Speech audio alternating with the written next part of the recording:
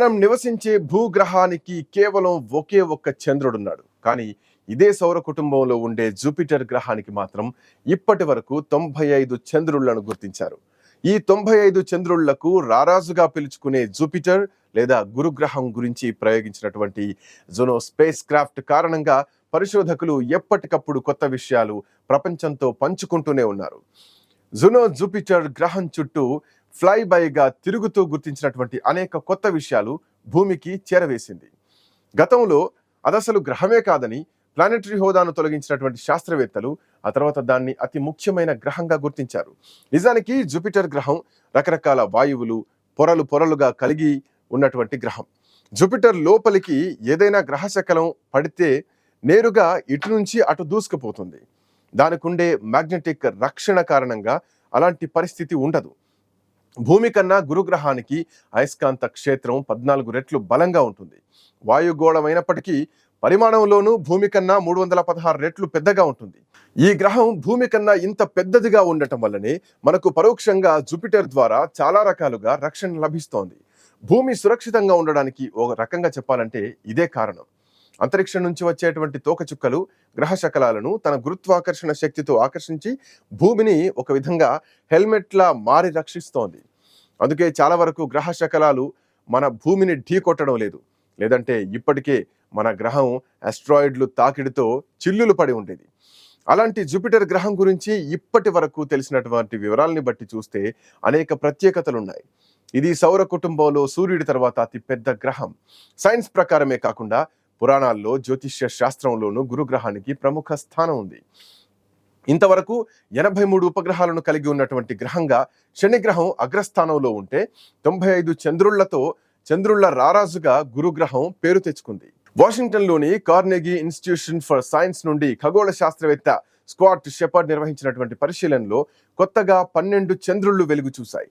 వాటితో కలిపి 95 చంద్రుళ్లు జూపిటర్ చుట్టూ తిరుగుతూ ఉంటే ఇది ఓ మినీ సౌర వ్యవస్థగా కనిపిస్తూ ఉంటుంది.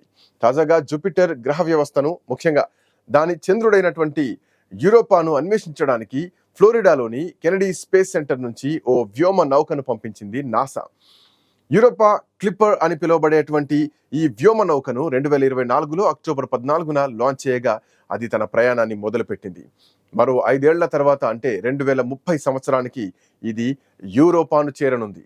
జూపిటర్కు చంద్రుడైన యూరోపాపై అచ్చం భూమి మీద ఉన్న వాతావరణంతో పాటు మానవాళి జీవించడానికి అన్ని అనుకూలతలు ఉన్నాయని అంచనాలున్నాయి. యూరోపా క్లిప్పర్ మిషన్లో భాగంగా జూపిటర్ ఉపగ్రహం యూరోపాపై సముద్రాలను అధ్యయనం చేయనున్నారు. భూమితో పోలిస్తే యూరోపాపై నీరు అధికంగా ఉందని శాస్త్రవేత్తలు భావిస్తున్నారు. మొదటి నుంచి సౌర వ్యవస్థలో ఫెయిల్డ్ స్టార్గా జూపిటర్ గ్రహాన్ని అభివర్ణిస్తారు.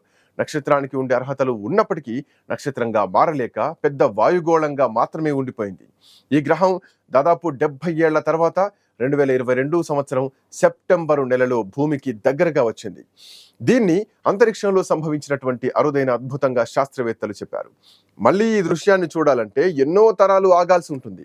దాని కక్షను బట్టి మరో 107 సంవత్సరాల తర్వాత 2129లో మళ్ళీ గురుగ్రహం భూమికి చేరువగా వస్తుంది.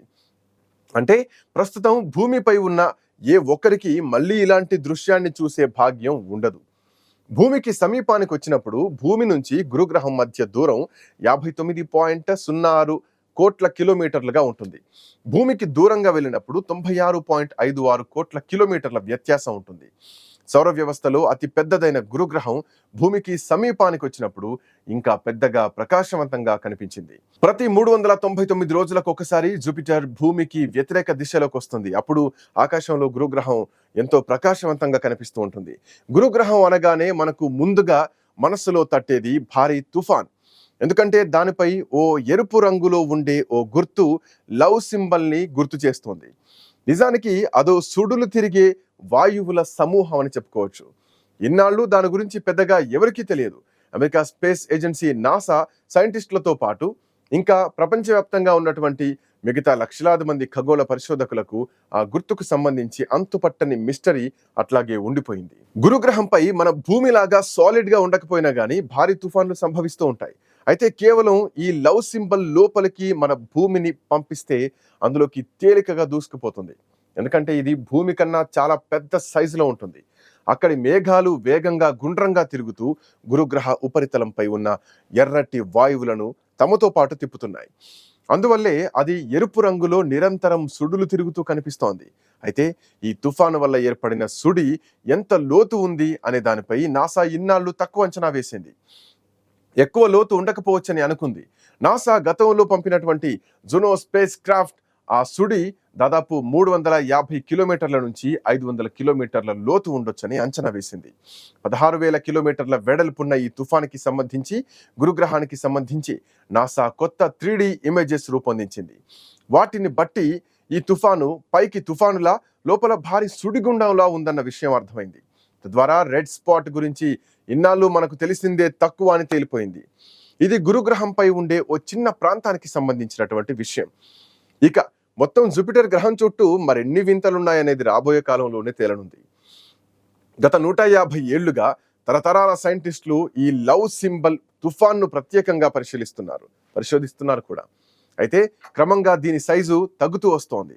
ఒకప్పుడు కోడిగుడ్డిలా ఉండేది, ఇప్పుడు గుండ్రంగా మారింది. ఇప్పటికీ దీనిపై ఓ అవగాహన వచ్చింది.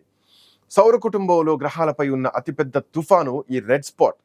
అయితే గురుగ్రహంపై అంతటా వేల కొద్దీ చిన్న తుఫాన్లు ఉన్నాయి. వాయువులు బురదతో నిండినటువంటి గురుగ్రహంపై అవి తిరుగుతూ ఉండడం వల్లే ఈ గ్రహంపై ఎక్కువగా రంగులు, సుడిగుండాల ఆకారాలు కనిపిస్తూ ఉంటాయి. ఒక పెద్ద పులికుండే చారికల్లాగా జూపిటర్ గ్రహంపై రకరకాల డిజైన్లు కనిపిస్తాయి. వీటికి సంబంధించి గ్రహానికి సమీపంగా తిరుగుతూ చాలా ఫోటోలు పంపింది జూనో స్పేస్ క్రాఫ్ట్. దీనికి ఉండేటువంటి మైక్రోవేవ్, గ్రావిటీ మ్యాపింగ్ పరికరాల ద్వారా అనేక కొత్త విషయాలు తెలుసుకున్నారు. గురుగ్రహంపై ఉండే భారీ మేఘాల వల్ల లోపల ఎలాంటి సుడిగుండాలున్నాయో, అవి ఎంత లోతున్నాయో ఖచ్చితంగా తెలియదు. జూనో స్పేస్ క్రాఫ్ట్ వల్ల మరో కీలక విషయం కూడా బయటకు వచ్చింది. గురుగ్రహం మేఘాల కింద చాలా బురద ప్రవాహాలు ఉండవచ్చని తెలిసింది. వాటిలో కొన్ని 3,000 కిలోమీటర్ల కంటే ఎక్కువ పొడవున్నాయి. వీటి ప్రవాహ వేగం చాలా ఎక్కువ. 2011లో జూనో స్పేస్ క్రాఫ్ట్ ని గురుగ్రహం చెంతకు పంపించేందుకు లాంచ్ చేశారు. 5 ఏళ్లు ప్రయాణించి 2016 నుంచి జూపిటర్ గ్రహాన్ని పరిశోధిస్తోంది.